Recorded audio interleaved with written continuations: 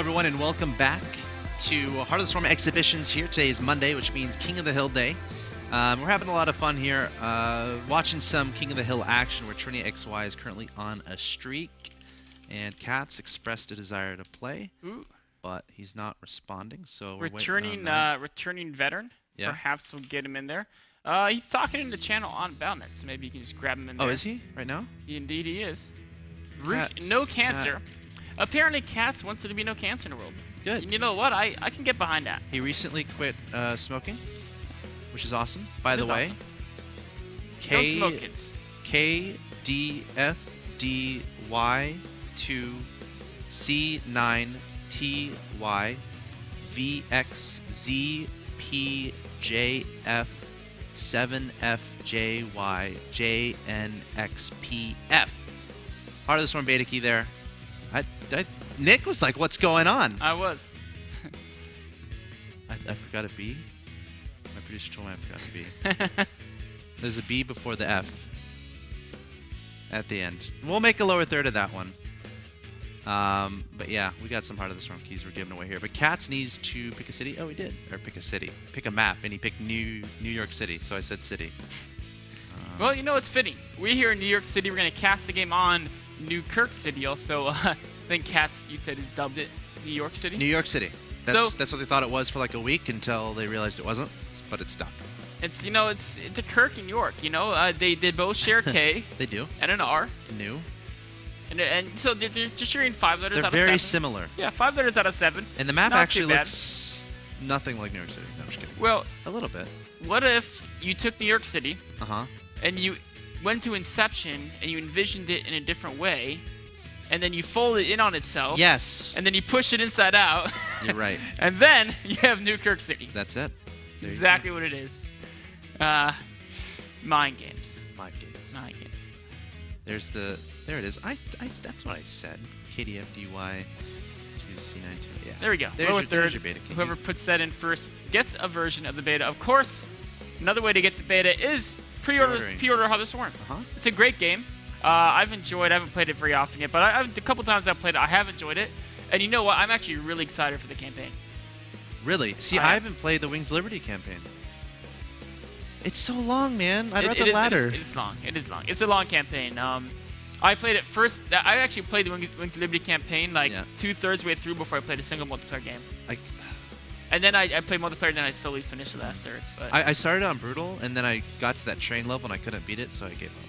You know, the nice thing about the campaign, though, like if you're totally new to a game, is that like it's a way to kind of figure out the units in a vacuum.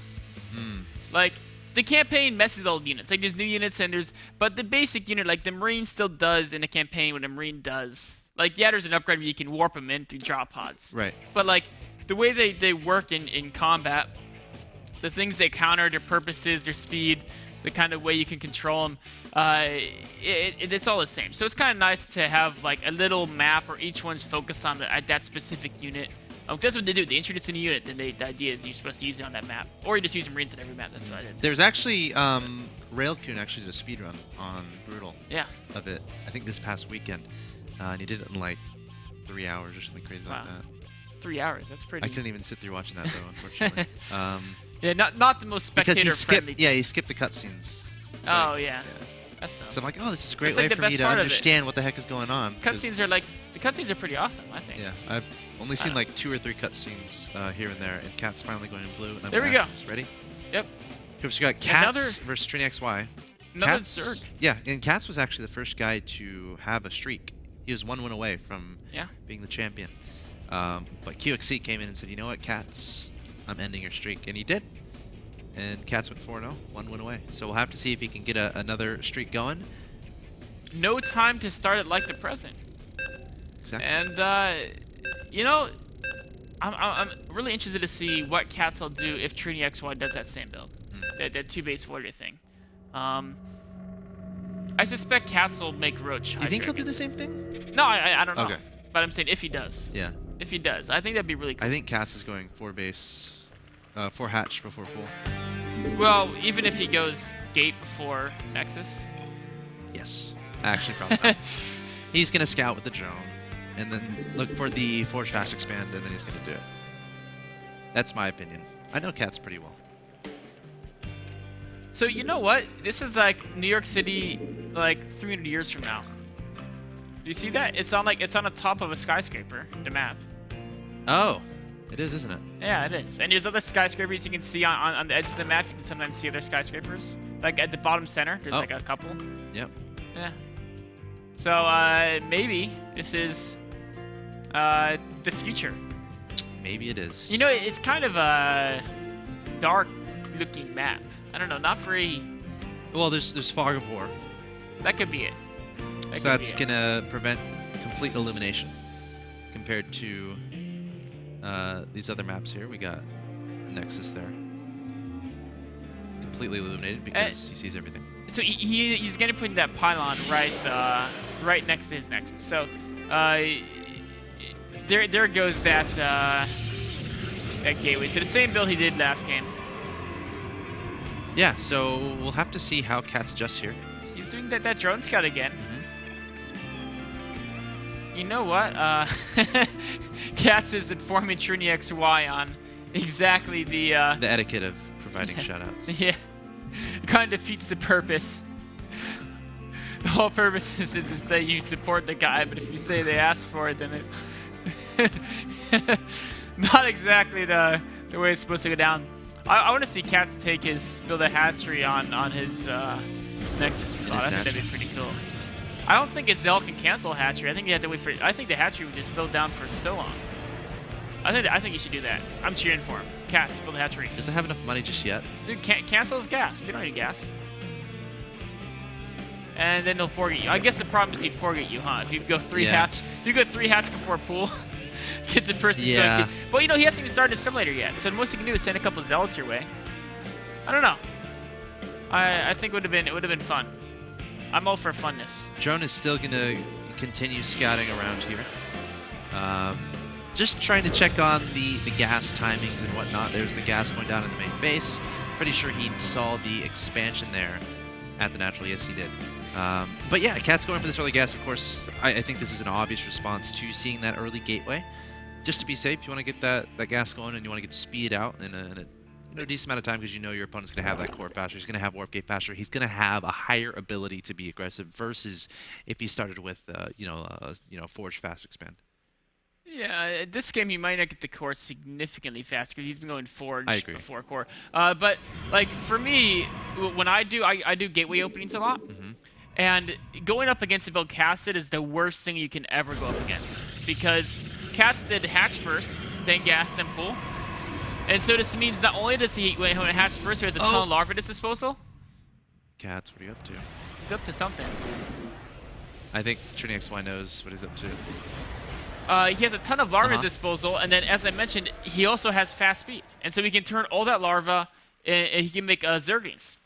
And if he wanted to, it looks like I don't think he's going to do it, but he can just flood you with like 40 zerglings, and sometimes you only can't even get he can literally have like probably about 24 zerglings at your base before the cannon finishes if he does it perfectly.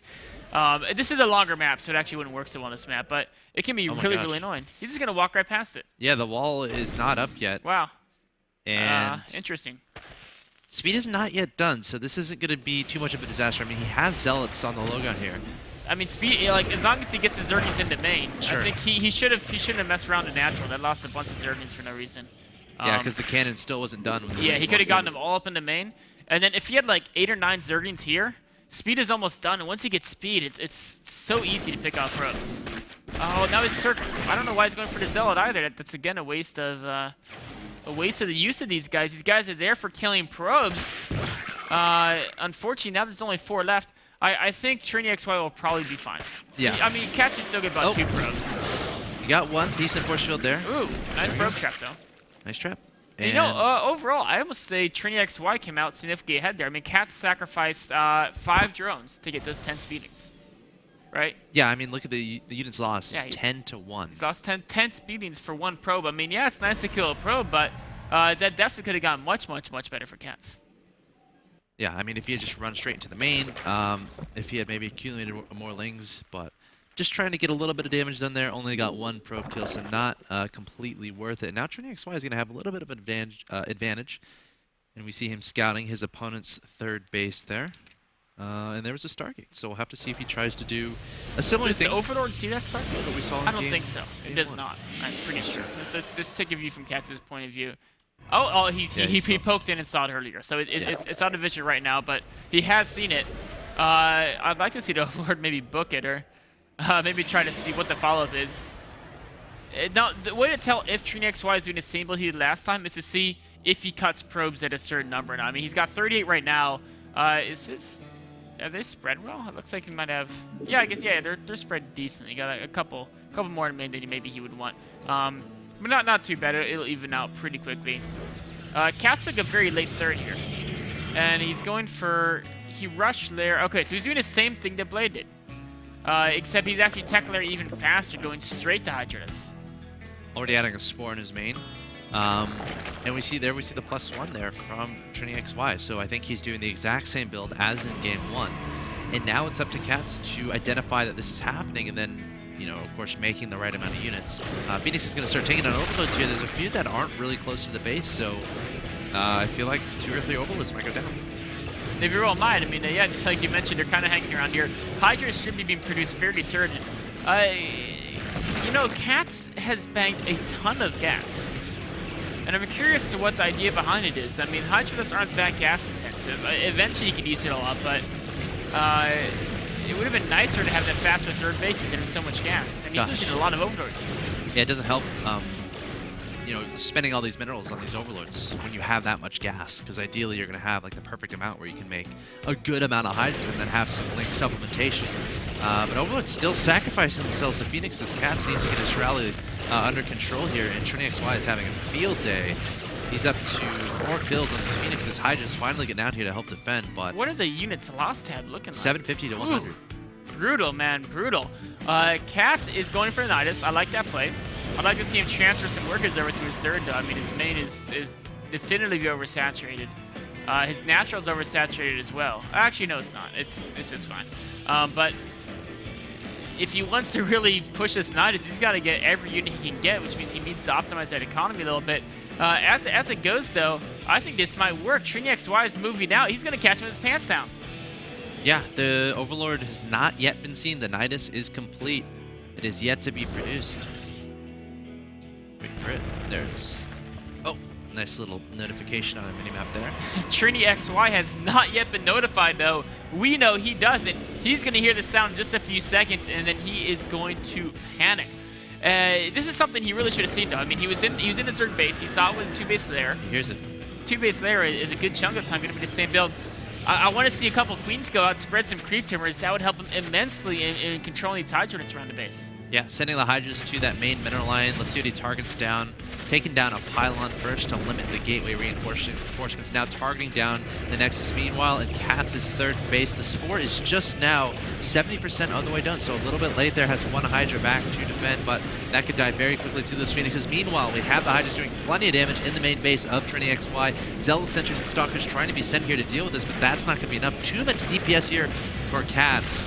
And this is why scouting everywhere is so important, so you know that something like this is coming. And there go the creep troopers, as you said before, from Catz. Catz, I think, is at a great advantage. And there's the GG, well played from TriniXY. So TriniXY gets up to 3 wins, but Catz comes in and says, "No way, no way, I can't have that. You're not going to get as many wins as I got before." Gets as many like that. Right, and now Catz has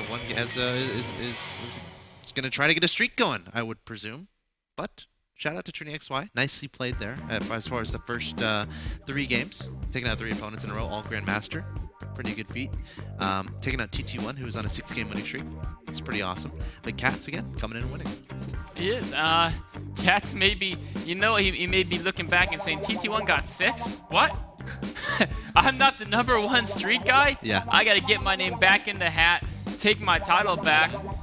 We'll see if he can do. I believe Friday he'll be back defending his throne on top of a hill we've got. Yep. He would need 5 more wins in order to tie TT1, 6 more wins to usurp him. and 4 wins to get that $50 prize we give to 5 wins in a row. And guys, again, something is always going to be happening here related to Heart of the Storm at 5 p.m. Eastern every single day. That does it for today, though. Today's King of the Hill. Coming up next, we're going to have Rules of Engagement with axslav, which should be interesting. What are you going over? You said Roro versus Crank, Hero versus Scarlet, Flash versus Dongray Goo. All great replays from some of the past, most recent MLG events. Should be fun. Some cool stuff. Also, any VODs that you see on the stream will be on our YouTube channel, youtube.com/official MLG SE2. Definitely go check that out and subscribe if you enjoy the content. Plenty of stuff going up there every single day. Awesome content. And of course, there's also a League of Legends channel and a Call of Duty channel as well. So if you're into those, check those out as well. But tomorrow, we're going to do something a little bit different. I'm going to be hosting some custom games in Heart of the Storm. And I'm going to be inviting you guys to join me. So we're going to check out some custom games in the arcade. Of course, I think those are things that aren't well appreciated as much, but hopefully we can give some exposure to those maps and maybe have some fun at the same time. Of course, you can join channel MLG tomorrow at 5 p.m. Eastern to take part in that. Should be a lot of fun. Of course, Wednesday, we got free-for-alls going on. Thursday, we're going to have a show match. And Friday, we're going to resume with the King of the Hill. So that does it for today's edition of Heart of the Storm exhibitions. Of course, every single day, 5 p.m. Eastern. Tune in to MajorLeagueGaming.com. Coming up next, it's going to be Rules of Engagement with axslav. See you then.